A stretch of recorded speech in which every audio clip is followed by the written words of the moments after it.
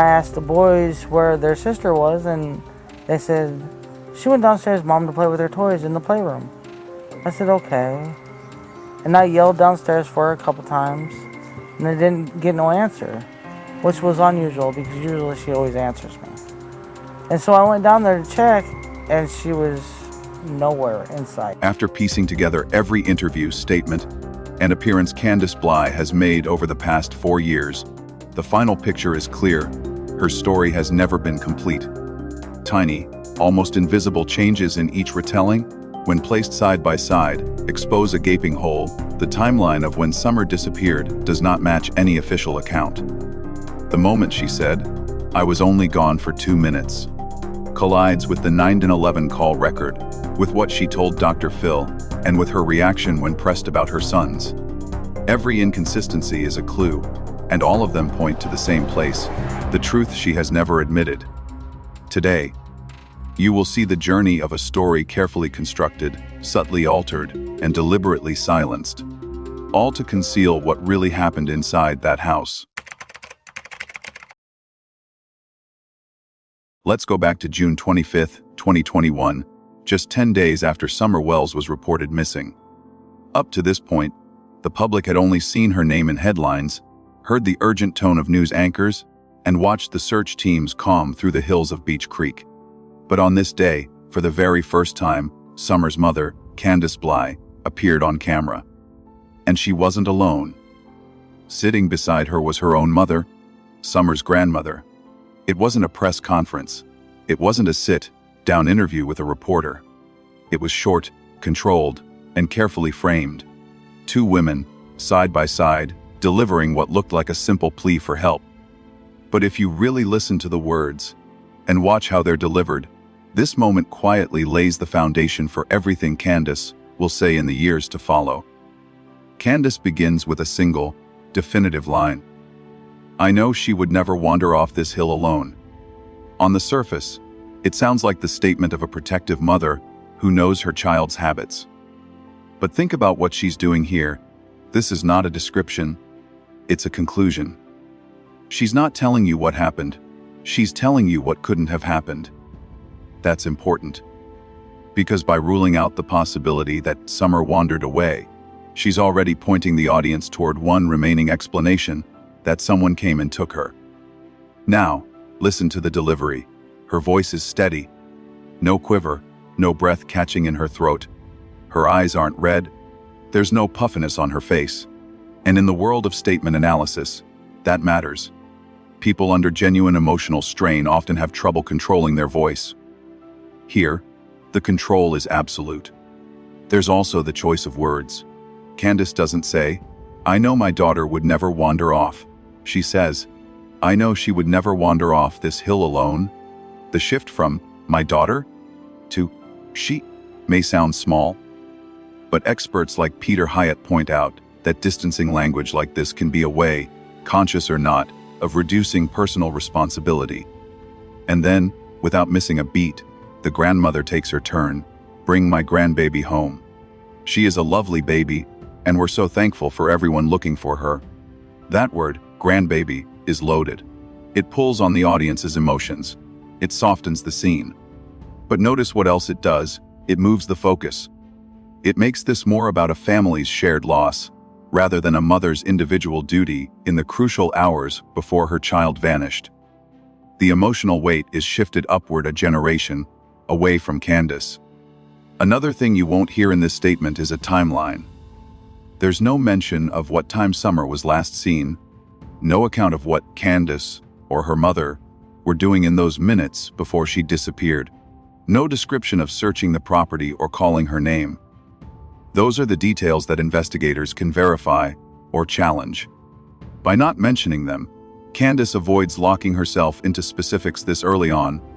From a body language perspective, this is a low-stress performance. Candus's hands are still. Her shoulders are relaxed. When she glances at her mother, it's not the frantic look of shared panic, it's synchronized, almost rehearsed. Why share the spotlight? That's a smart move if you want to spread the attention and share the emotional load. When there are 2 faces on camera, the audience's focus is divided. Any signs of stress, deception, or hesitation are harder to isolate when another person is speaking. And this is why this short, quiet clip matters so much. It sets the blueprint, rule out wandering off, push the kidnapping narrative, frame the situation as a shared family tragedy, keep specifics to a minimum. For most viewers in June 2021, it worked. It looked like two women in pain, doing their best to bring a little girl home. But when you line this moment up with the interviews that come later, the ones with reporters, with YouTube hosts, even with Dr. Phil, you'll see the same patterns repeat. The same phrases, the same omissions. This was the prologue to Candus's public story. Calm, controlled, and already steering the audience toward one conclusion, while leaving out the details that could lead to another. 3 days later, Candus Bly is back in front of a camera. This time, it's not a short, joint statement with her mother, it's her first one on one interview. And here, for the very first time, she walks the public through the day her daughter vanished. This is where a timeline appears, and with it, the first cracks. She starts with the morning, a doctor's appointment with her mother. Then, stopping with a friend by a swimming spot. Summer in the water, Candus watching. From there, home to the property. Once home, she says, the three of them, Candus, her mother, and Summer, planted flowers. They washed their hands. Then Summer went inside. Candus recalls leading her to the porch, watching her walk into the kitchen where her brothers were. She says she told them, "Watch Summer, I'll be back." Then she went to help her mother. And here's the part that will echo through every telling of this story. I was gone 2 minutes. 2 minutes. That's the detail that sticks in people's minds, because 2 minutes is impossibly short for a child to vanish without a trace. And it's a detail that, as we'll see, doesn't match the official record.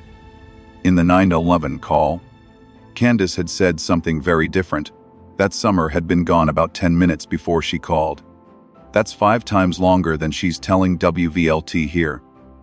Why does that matter? Because the length of time determines the scope of what's possible. 2 minutes suggests an almost cinematic snatch and grab.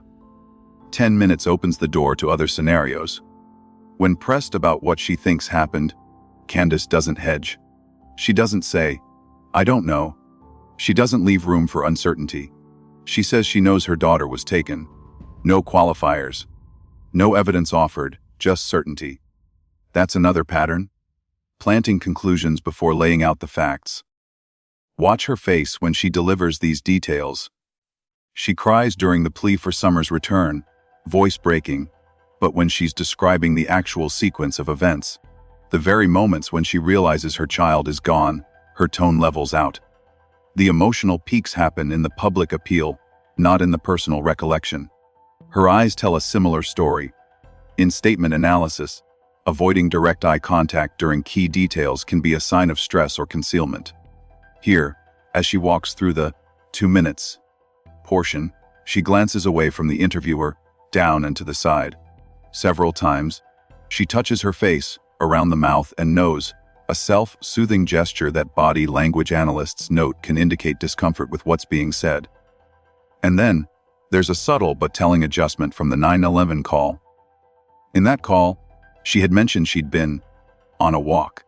In this WVLT interview, the walk is gone. She now says she doesn't go for walks in the area because she's afraid of the wildlife, bears, snakes, coyotes. That's not just a change.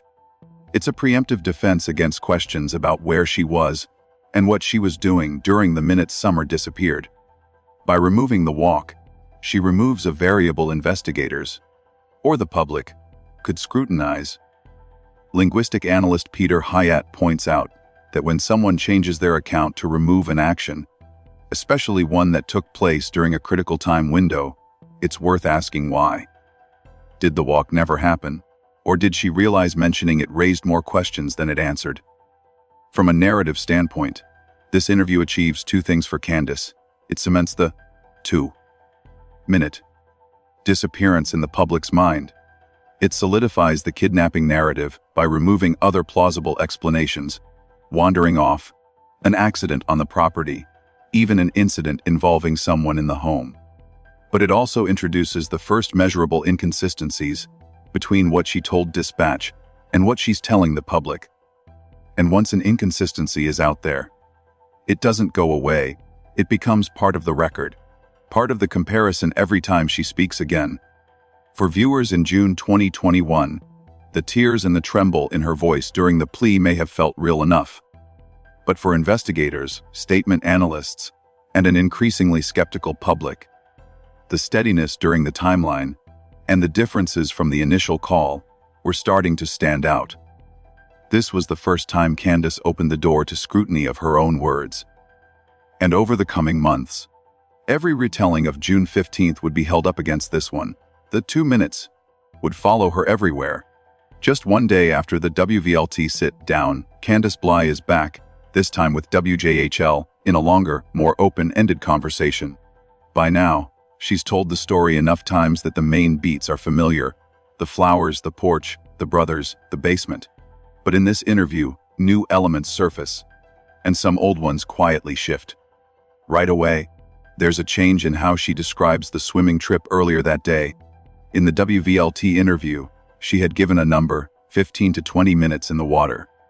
Here, that's gone. Instead, she says something softer, less exact.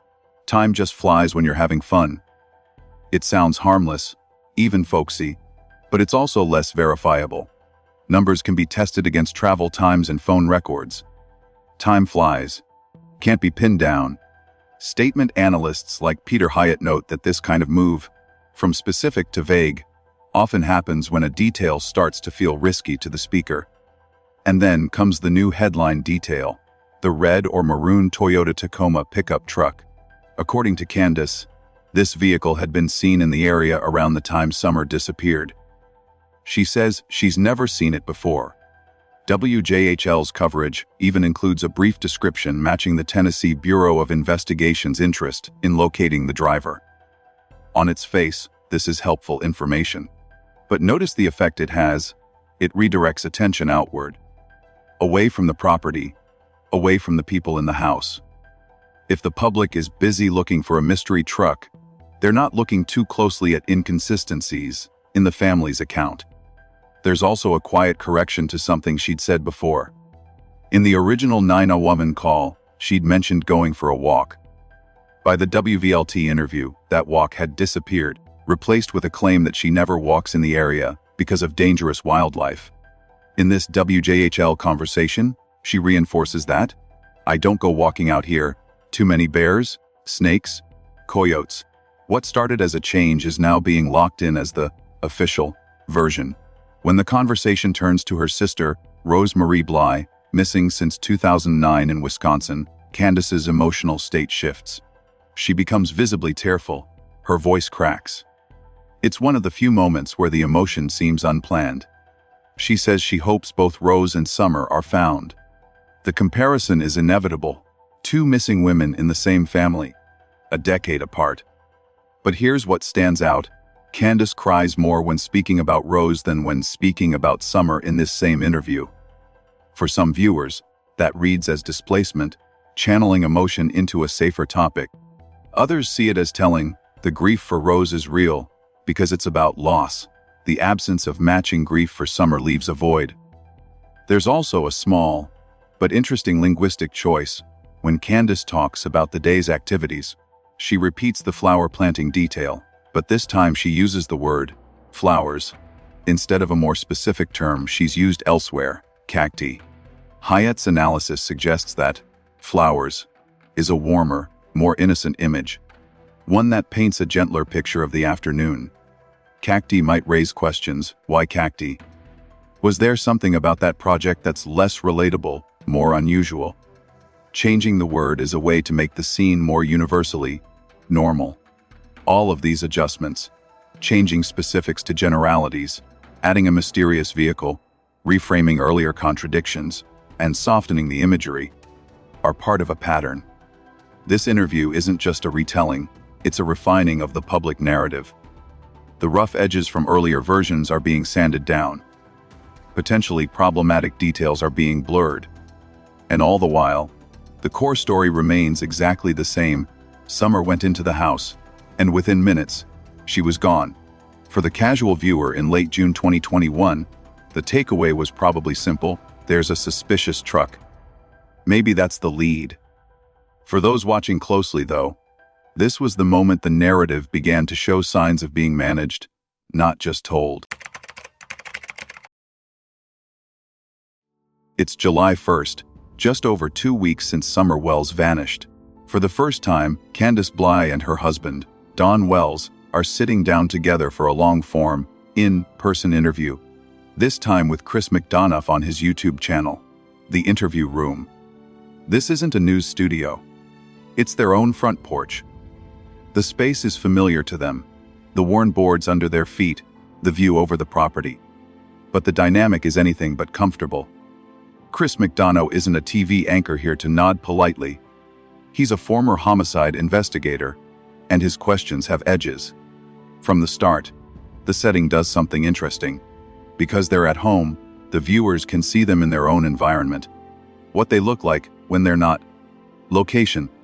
For the news. That comfort should, in theory, make their body language more natural. But here, the pressure of the question starts to show. Chris asks Candus to walk through the day again. She repeats the now familiar beats: swimming, flowers, porch, kitchen, basement, gone. But if you've been tracking her words, you'll notice subtle shifts. Phrases change. The porch becomes the front porch. Here, where in previous interviews it was just the porch, she says, "I hollered down," instead of "I yelled down." Small changes in wording may seem harmless, but for analysts, they're tiny cracks in the consistency of a story that's been told only days apart. The bigger tells, though, aren't in the words, they're in the movements. From the moment the interview starts, Candus shifts in her seat. She leans forward, then back, crosses her arms, then uncrosses them, touches her face. Her hands fidget in her lap. None of these movements alone prove anything, but they are all signs of discomfort. And the spikes are noticeable. Every time, Chris asks a more pointed question, especially about timelines or what the children were doing, her movements increase. One of the clearest patterns is how often she looks to Don before answering. It happens when Chris asks about the boys in particular, what they saw, what they were doing, what they said in those crucial minutes. Candus hesitates, glances sideways, then answers briefly. The glance is fast, but it's there.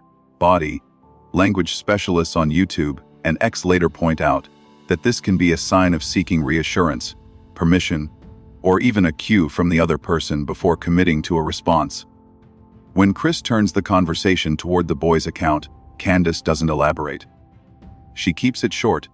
They said she went downstairs to play with her toys. That's it? No detail about which toys, what game, whether they followed her down, whether they heard anything after. For a mother describing her child's last known moments, the lack of expansion is striking. It's an opportunity to paint a picture for the audience, and she lets it pass. Another moment that stands out is her reaction to questions about the time gaps. Chris asks about the span between seeing Summer last and realizing she was gone. Candus holds to the 2 minutes claim, but the way she says it here is different, quieter, less certain. There's a slight pause before the number, almost like she's making sure it matches what's already been said publicly. Observers online later note that while Don speaks in longer, wandering sentences, Candus is clipped, minimal. She's not trying to fill space, she's trying to keep the answers contained. That in itself can be a form of control, limiting how much you say to limit how much can be picked apart. Chris also notices, and even comments during the interview, that Candus tends to redirect back to the idea of a stranger. She mentions, somebody could have been watching, and you can't trust anybody, multiple times. It's the same tactic from the very first statement. Plant the kidnapping narrative early and often. From a pacing standpoint, the interview is a slow boil. The longer it goes, the more you see the push and pull between the comfort of being at home and the discomfort of being questioned by someone trained to notice micro-expressions and inconsistencies. There are moments where Candus seems almost at ease, talking about Summer's personality, but the tension spikes again when the questions narrow back to June 15th. By the end, nothing in her account has dramatically changed. The framework is intact, but the body language, the shifting, the fidgeting, the glances to Dawn, gives the audience something new, a sense of how hard she's working to keep the story steady under direct scrutiny. For casual viewers, it might have read as nerves. For investigators and armchair analysts, it was a goldmine. They now had a long recording to freeze, rewind, and slow down. They could track every change in posture, every sideways glance, every slight delay in answering. And when you compare it to her earlier TV interviews, the contrast is clear. On WVLT and WJHL, the control was tighter. On the porch, with a camera up close and a professional interrogator across from her, the seams start to show. This porch interview becomes a cornerstone for the online true crime community. Not because it breaks the case wide open, but because it captures Candus in a space where she can't hide behind a carefully edited soundbite. This is as close as we get, in those first weeks, to seeing her in real time when the questions bite a little deeper. By November 2021, nearly 5 months had passed since Summer Wells disappeared. The searches were no longer front-page news. The public's attention was shifting. But one national talk show still wanted the story, and the people at the center of it, on camera. That's how Candus Bly and her husband, Don Wells, ended up on Dr. Phil. This wasn't a front porch interview. This was a bright, polished studio in California, multiple cameras, a live audience, and one of America's most recognizable talk show hosts. The stakes and the pressure were higher than ever. From the beginning, the format was different. Dr. Phil introduced 2 expert guests, Greg Hartley and Scott Rose, both specialists in body language and interrogation techniques. Their job was to watch, listen, and assess, live, as Candus and Dawn told their story. For most of the segment, the questions were familiar: the day of the disappearance, the search efforts, the theories. Candus's answers stayed within the framework she'd repeated for months: planting flowers, sending Summer inside, 2 minutes. Gone. But then, the tone shifted. One of Dr. Phil's guest interviewers began pressing about something Candus had heard before: rumors about a group known locally as the Cornbread Mafia. The Cornbread Mafia isn't a household name, but in certain rural areas it's shorthand for organized crime, banned substance networks, illegal operations, people who handle problems their own way. The suggestion was clear. Could Summer's disappearance be tied to something like that? The moment the phrase left the interviewer's mouth, Candus froze. Her gaze dropped. Her shoulders stiffened. She didn't ask for clarification. She didn't laugh it off. She didn't even deny it. She went quiet. For several seconds, the silence hung in the air. Dr. Phil leaned in, trying to reframe the question. The body language experts exchanged glances. And then, without warning, Candus's eyes filled with tears. Not the slow build you see when someone recalls a painful memory, but a sudden swell. She shook her head, mumbled something about not wanting to talk about it, and stood up. The camera caught her as she left the set. She didn't storm out. She didn't make a scene. It was quick, almost mechanical: stand, turn, walk. On the broadcast, you can hear Dr. Phil's voiceover explaining to the audience that Candus had decided not to continue. Backstage, Don stayed in his seat, fielding questions in her absence. Candus was gone for the rest of that segment. For viewers at home, it was a jarring moment. Up to that point, Candus had been composed enough to sit under studio lights, answer questions in front of millions, and navigate the emotional minefield of talking about her missing daughter. But the mention of one specific topic, a name, had triggered the strongest reaction we'd seen from her in months. Later, Candus offered an explanation. She said she'd been told, before ever agreeing to travel to California, that if anyone started interrogating her about anything, she could either go quiet or walk away. That was her plan all along. If the questions crossed a line, she'd leave. And she framed it as exactly that: the questions crossed a line. In her words, the interview wasn't about finding Summer anymore. It was about accusing her. She said, They start asking me if I had anything to do with Summer missing. That was it. But here's what the body language experts saw. Greg Hartley and Scott Rose both commented that her reaction screams guilt. Not necessarily guilt of a specific crime, but guilt in the psychological sense, being confronted with something you're connected to and not wanting to talk about it. Hartley noted that her initial freeze, followed by sudden tears, looked less like shock and more like someone who'd just been cornered. Rose pointed out the absence of verbal denial. She never said, "No, that's not true," or "I don't know anything about that." Instead, she opted for silence and physical withdrawal. There's also the emotional timing to consider. Throughout the Dr. Phil appearance, Candus spoke about Summer's disappearance without breaking down. Even the plea for information was delivered in a measured tone. But when confronted about the cornbread mafia, the emotional reaction was instant and visible. For many viewers, that contrast was hard to ignore. Why does this question spark tears when talking about her missing child doesn't? On Reddit and X, the reaction was swift. Threads dissected the clip frame by frame. Some argued that she was simply overwhelmed. Months of suspicion and online harassment had left her raw, and this was just the breaking point. Others, especially those familiar with statement analysis, saw it differently. This was the first time someone had touched on a subject she truly didn't want on record. It wasn't just the exit that caught attention. The decision to leave Dawn onstage while she disappeared created an optic. The husband answering while treats.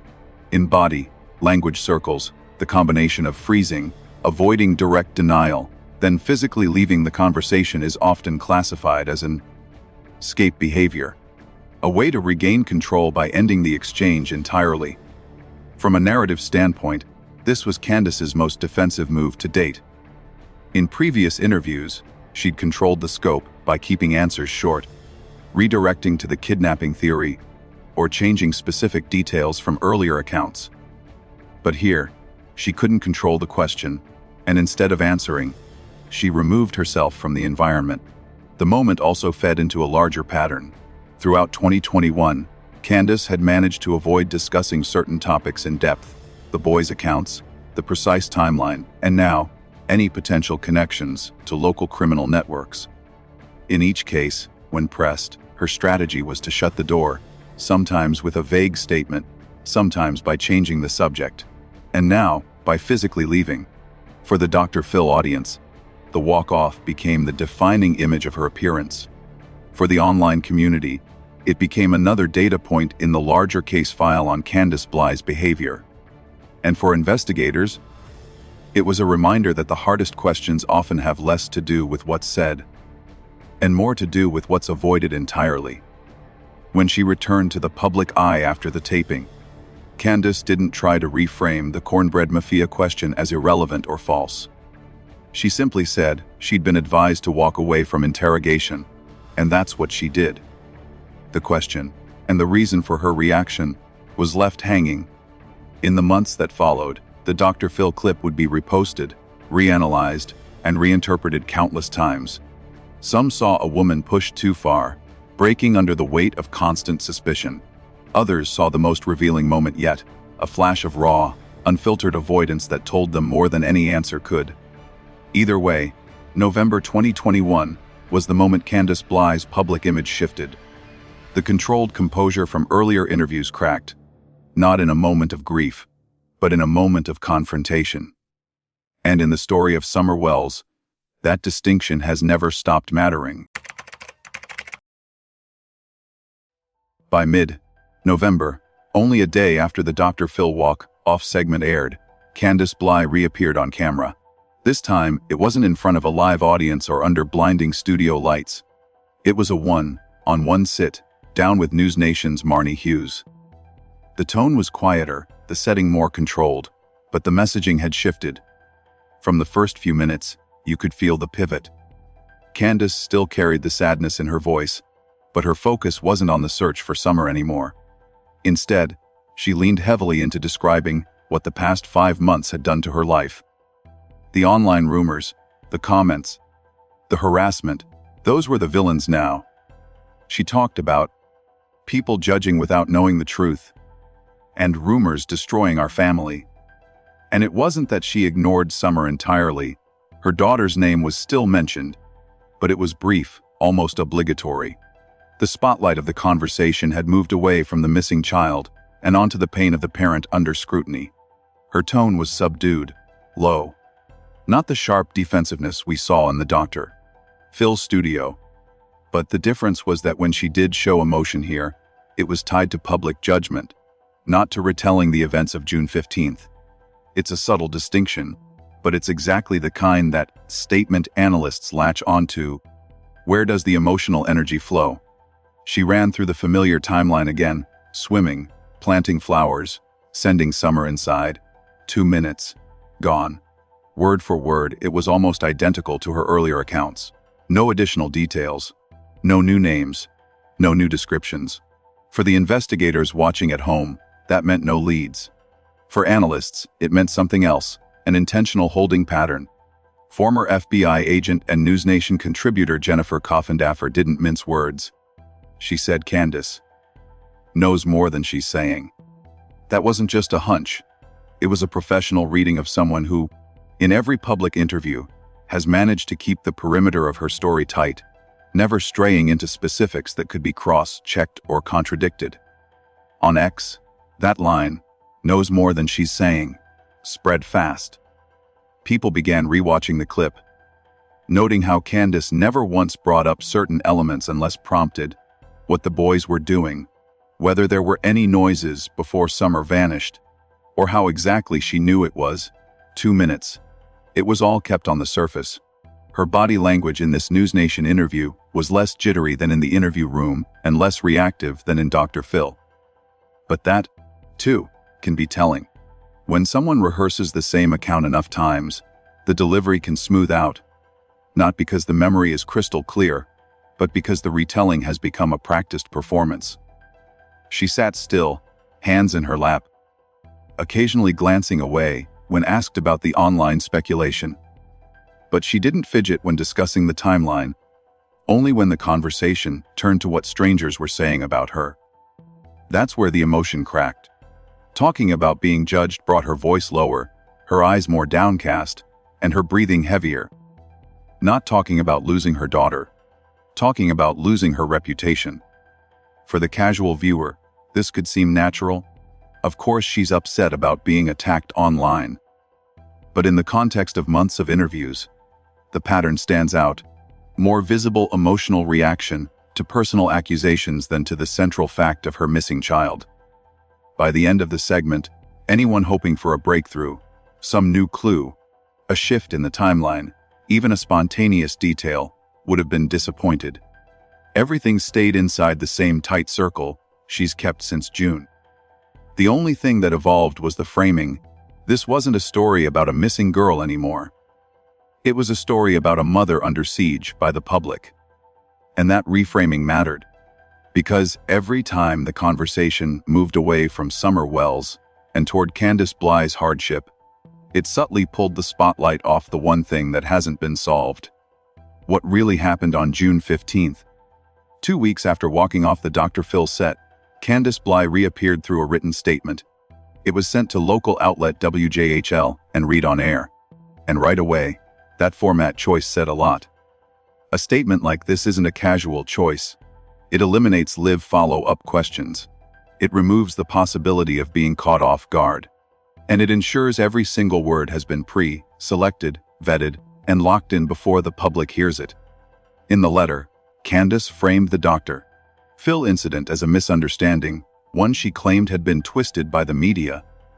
She insisted she had been told she could leave any interview if she felt uncomfortable, and that was exactly what she did.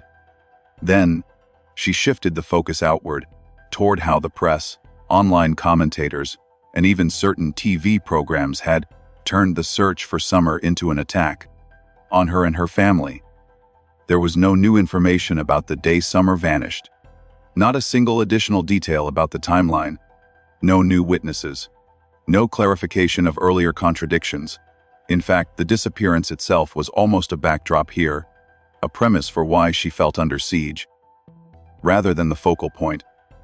This is a key point for statement analysts like Peter Hyatt. When someone talks more about how they're perceived than about the missing person, it often signals a shift in priority. The priority becomes self-preservation, not resolution. The tone of the statement was controlled. No tears, no trembling voice, just measured words on paper. That's the advantage of written communication. You can strip out the hesitations, the facial expressions, the slips that body language experts latch onto. But in doing so, you also lose spontaneity. And that can leave the audience wondering, if this is your chance to speak directly to the public, why not use it to share anything that could help find your child? On Reddit and X, reactions were quick and polarized. Supporters saw a mother protecting herself from what they called a trial by social media. Critics saw it as another dodge, a way to put out a narrative without facing a single direct question. Several noted that in all her public appearances since June, Candus had never once volunteered a detail about that day that wasn't already widely reported. The statement didn't break that pattern. From a body language perspective, there was nothing to read here, but that's the point. Choosing text over live conversation removes all the nonverbal cues. It's a defensive wall, one you can't see through. And for people who already suspected Candus was hiding something, that wall only looked higher now. It also reinforced a broader communication pattern we'd been seeing since the summer, when in a controlled setting, like a pre-recorded interview with friendly framing, Candus would appear on camera. When the environment was unpredictable, like Dr. Phil, she'd shut down or walk away. And now, in the wake of that very public shutdown, she skipped the camera entirely. For investigators, it was another moment where the opportunity for open-ended dialogue with Candus simply didn't happen. For the public, it was a reminder that the person at the center of this case wasn't engaging in the way many expected. By the time WJHL finished reading the statement, there was no sense of resolution, just the sound of a door clicking shut, no follow-up questions, no impromptu clarifications, just a single, polished message, carefully constructed to address her image, not her missing daughter. And that's the part that stuck with viewers, even in written form. When she had every opportunity to shift the conversation back to Summer Wells, Candus Bly kept the focus on herself.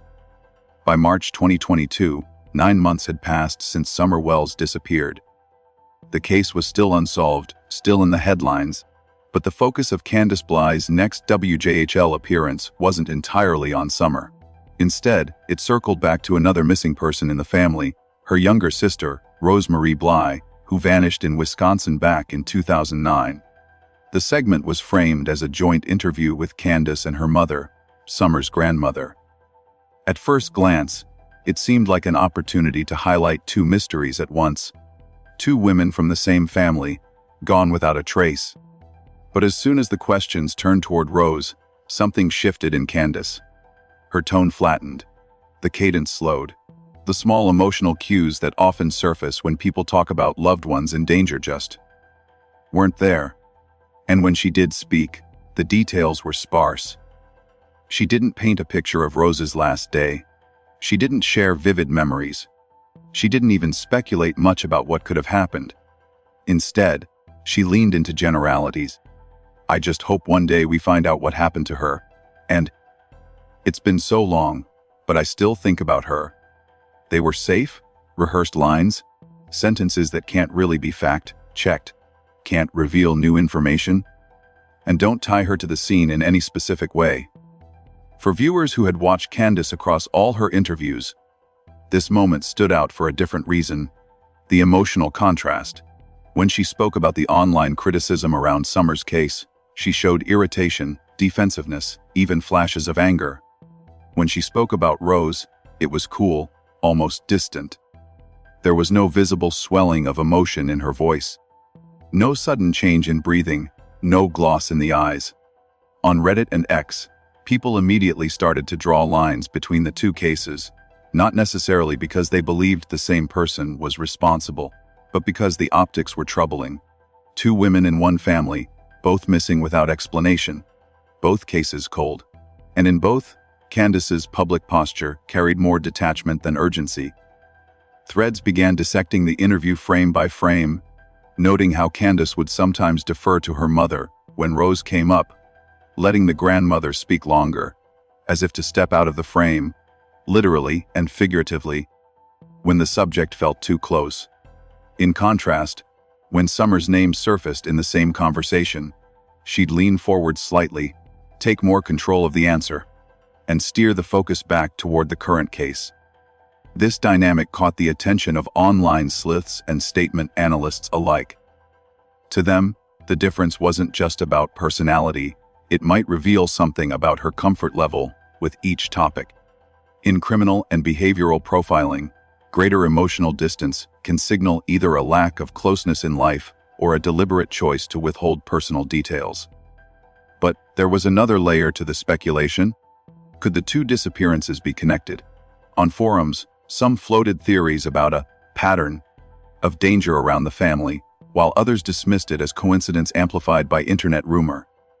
Still, the lack of clear separation between the cases in public perception meant that Candus's handling of the Rose conversation inevitably reflected back on the Summer case. If the intention of the segment was to humanize Candus by showing her as a double victim of tragedy, the execution may have done the opposite for some viewers.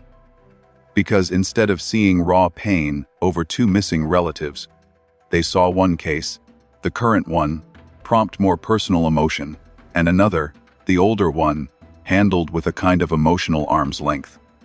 By the end of the interview, the Rose thread had effectively closed without new leads, new descriptions, or new urgency. The last note was the same as the first, a hope that someday answers would come. And while that might sound compassionate on paper, the delivery left many feeling that Rose's story was a side chapter Candus was reluctant to reopen. In the context of everything that came before, this WJHL interview wasn't just about Rose. It was another snapshot in the evolving public image of Candus Bly, a woman who, depending on who you ask, is either weathering two unimaginable losses or managing two narratives with calculated restraint. By the spring of 2024, the official search for Summer Wells had long gone quiet. There were no press conferences, no major investigative updates. The loudest voices in the conversation were no longer law enforcement. They were the online communities that had followed the case for nearly 3 years.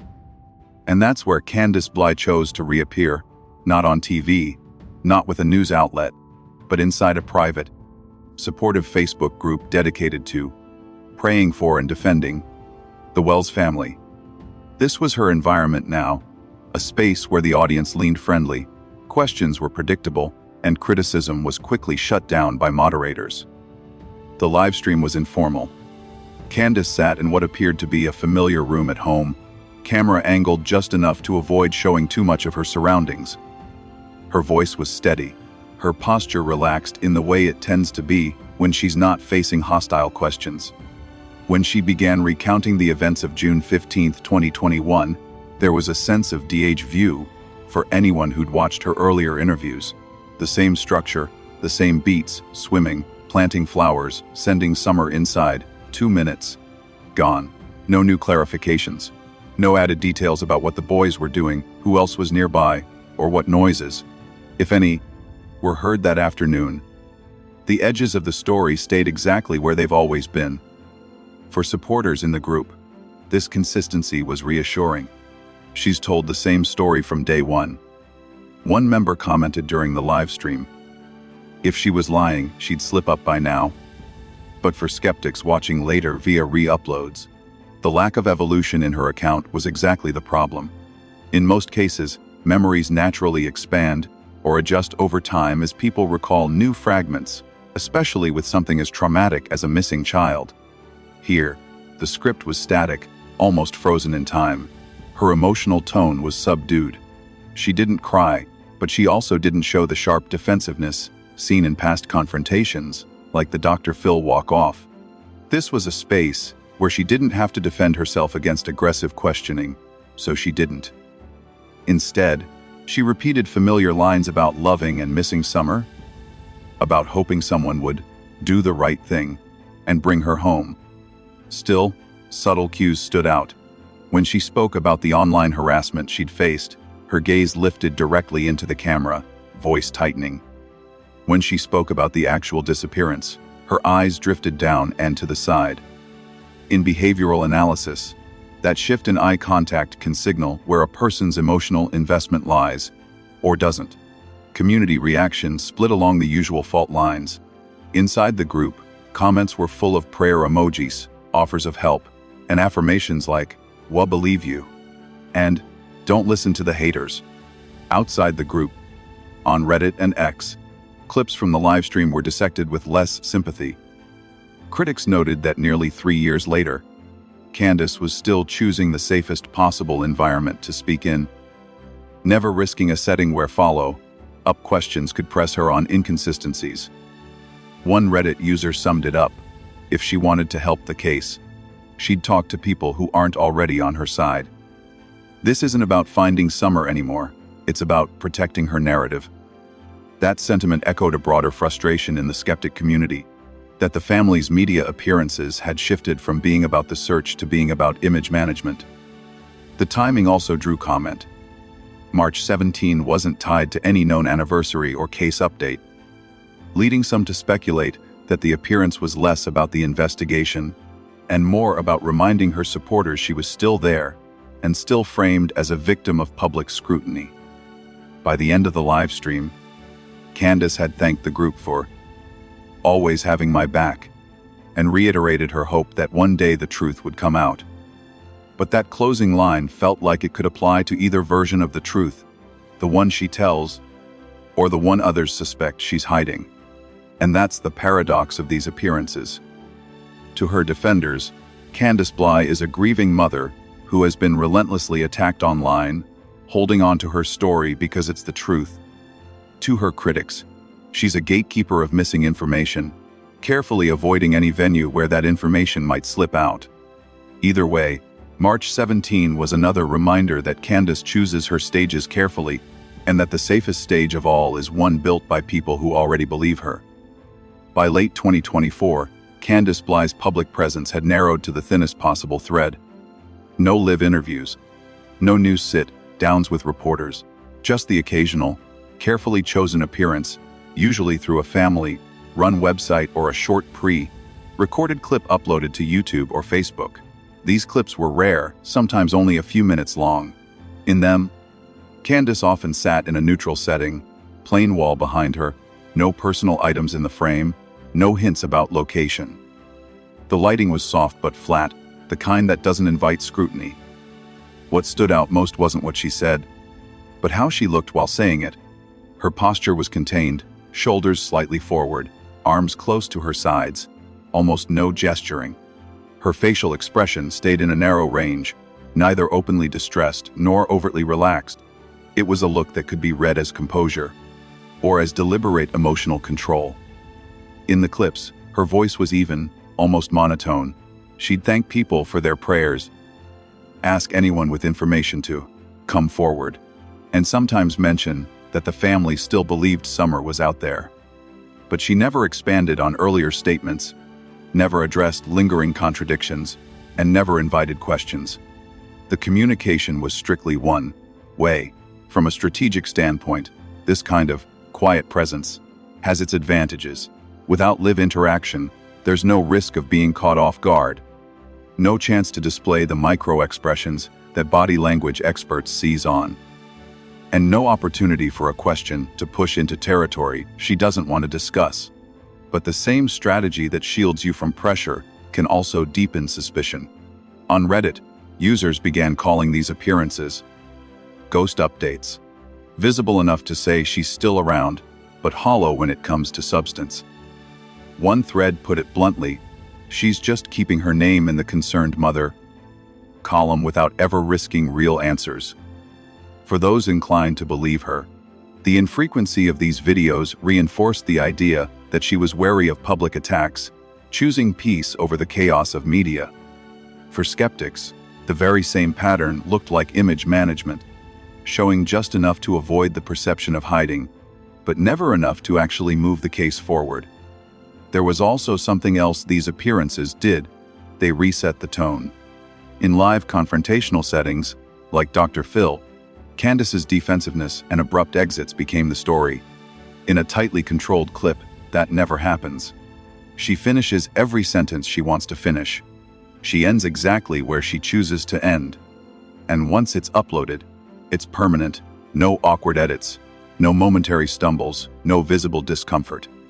Yet this control comes at a cost. Over time, these brief, tightly managed appearances can start to feel less like genuine outreach and more like placeholders. Viewers may watch once, nod politely, and move on, because nothing in the message compels them to stay engaged. In a case as stagnant as Summer's, that lack of momentum matters. Comment sections reflected the divide. Supporters thanked her for staying strong and for not letting the haters win. Critics zeroed in on the absence of new information, the calculated neutrality of her delivery, and the fact that she never appeared alongside law enforcement or third-party advocates. Some even tracked the upload dates, noting they often coincided with spikes in online criticism, fueling the theory that these videos were as much about PR maintenance as about the search for Summer. In the bigger picture, these indirect appearances fit into a broader media trajectory Candus had been following for years. Initial open exposure, early TV interviews, joint statements, emotional appeals, controlled exposure, selective appearances in friendly spaces, no hostile questioning. Minimal exposure, rare, pre-recorded clips with zero interaction. For some observers, that trajectory signals burnout. For others, it's a defensive maneuver, and for the harshest critics, it's a sign of calculated withdrawal designed to wait out public interest. By the end of each short video, Candus's closing lines were almost always the same. Please, if you know something, come forward. On paper, it's an appeal for justice. In practice, after years of repetition without new context, it sounded less like an active search and more like a line read from a script she's determined never to step away from. And that, in itself, became part of the story. Not what was said, not what was shown, but the deliberate choice to be seen only in this narrow, curated frame, speaking without challenge, appearing without engagement. A kind of presence that says, "I'm here," while revealing almost nothing about what she truly knows.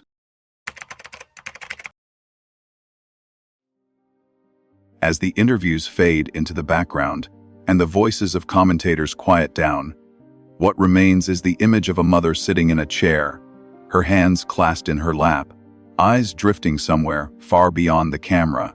The world has dissected her words, her posture, her tone. Every gesture has been cataloged, every sentence weighed for meaning. But strip all that away, and you are left with something simple, something raw, the presence of a woman living under a shadow that does not lift. Grief is rarely loud. More often, it is quiet, an invisible weight pressing down on the shoulders, shaping the way a person moves, the way they speak, even the way they breathe. In Candus Bly's case, that weight has been carried in public view for years. Sometimes it shows in the tremor of her voice, other times, in the way she shields herself with stillness. Her guarded manner is easy to misread. To one person, it may seem cold. To another, it is the armor of someone who has learned that vulnerability can be used against you. Cameras demand emotion, but grief doesn't always perform on cue. There are moments when she meets the gaze of an interviewer head on, and others when she retreats behind long pauses, letting the silence say what words cannot. It is in those pauses that the most honest portrait emerges, not of guilt or innocence, but of endurance. To keep showing up, knowing that every public appearance reopens the wound, is not an act of ease. It is an act of survival. And survival rarely looks tidy. Observers have charted her patterns, how she speaks, when she chooses to appear, where she feels safest. To some, these patterns form a puzzle to solve. To others, they are simply the contours of a life rearranged by loss. When the days stretch into months and the months into years, holding on to any kind of structure, even one built from repetition, can be a lifeline. If there is a constant in her public presence, it is the careful way she moves through each moment, as if aware that one misplaced word could set off a storm. That kind of vigilance leaves its mark. You can see it in the way she sits, in the way her shoulders stay drawn in the way her hands find each other when the questions edge too close. We can debate her statements, her choices, her silences. But at the core of it all is a fact that transcends speculation. She is a mother who has lived for years without her child. That absence, that unanswered question, colors everything. And so, as the cameras pack up and the lights dim, she remains, still carrying that quiet weight. The rest of us can walk away from the story, turn the page, or change the channel. She cannot. For her, there is no exit, only the long, unending road of someone waiting for a door to open that may never open again. Every disappearance leaves behind two stories. The first is the one told in press releases, interviews, and police reports, dates, times, locations, quotes. The second is quieter, but far more important. It is the story of what we choose to do after the cameras leave. In the case of Summer Wells, that second story is still being written. And whether it ends with justice or with silence depends on us, on every person willing to remember her name and refuse to let it disappear into the noise of the world. The lesson here is not wrapped in mystery. It is painfully clear. Children are the most vulnerable members of our communities, and their safety depends not only on the vigilance of their families, but on the awareness of everyone around them. When a child vanishes, it is not only the responsibility of law enforcement to act. It is the responsibility of neighbors, friends, teachers, and even strangers who might have seen or heard something. Time teaches us that answers rarely arrive by accident. They are uncovered through persistence, through someone asking one more question, examining one more detail, making one more phone call. Hope is not a passive feeling. It is a force that pushes people to keep looking when the trail is cold, to keep asking when everyone else has gone quiet. And yet, we also learn something darker, how quickly the world moves on. Headlines fade. Social media scrolls to the next outrage. People stop sharing the missing posters because the image has been on their feed for too long. But the passage of time doesn't mean the case is closed. It only means fewer people are paying attention. And that, more than almost anything else, can be the final obstacle to finding the truth. This is why the role of the public is so critical. Awareness is not just a symbolic gesture. It is an active tool in the search for justice. Every conversation you have, every post you share, every small piece of information you pass on can extend the reach of an investigation beyond what official channels can achieve. Many cases have been solved because someone, somewhere, refused to dismiss what they knew. For those who feel powerless in the face of something this tragic, remember this: your voice matters. Your attention matters. Silence helps only the one who wants the truth to stay hidden. The smallest observation, something seen out of the corner of your eye, a comment overheard, can be the thing that connects the dots for investigators. If you were in the area at the time, or if you have heard anything since, do not assume it's too minor to matter. Call it in. Let the professionals decide. Too often, people stay quiet because they believe someone else will speak up, or because they are unsure of what they saw. But when everyone waits for someone else, the silence grows louder, and the case grows colder. And there is a broader lesson here, one that extends far beyond Summer's case. Communities must protect their most vulnerable, not only with fences and rules, but with connection, with genuine awareness of one another's lives. In times of crisis, that connection is what allows information to flow, suspicions to be raised, and action to be taken before it is too late. Justice is not only about holding someone accountable, it is about restoring dignity to the victim. Summer Wells is not a case file, not a cautionary tale for true crime forums. She is a little girl whose life was interrupted. Until the day she is found, we owe her more than curiosity, we owe her our persistence. So here is the call: do not let her name fade. Say it, share it, keep it alive in conversations, in posts, in prayers. If you know something, anything, report it. If you cannot call, write. If you cannot write, tell someone who can. The search for truth is not the job of a few, It is the duty of all who care about justice. We cannot undo what has happened, but we can decide, right now, that her story will not be buried under the weight of time and distraction. Summer Wells is still missing. That fact should be impossible to accept. And until the day that changes, the work is not finished.